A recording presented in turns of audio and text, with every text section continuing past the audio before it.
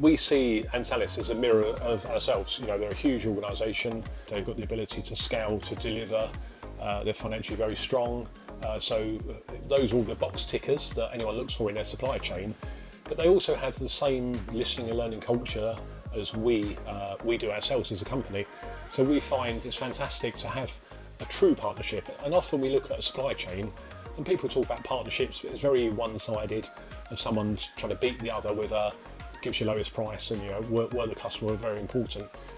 We're not like that at all, and we find Antalis are absolutely incredible. We've had a very, very long-standing relationship with them, where they are constantly innovating and coming to us with those new solutions, with fantastic products, that listening culture that I mentioned, and nothing being too much trouble. Because again, we all want the scale, we want the innovation. We also want to pick up the phone and have that relationship with someone. Say, look, you know, Steve or whoever the person we're dealing with, can you come in and listen? We've got a bit of a challenge and help us. So we cannot speak highly enough of the support of Antalis as a whole, what they deliver on.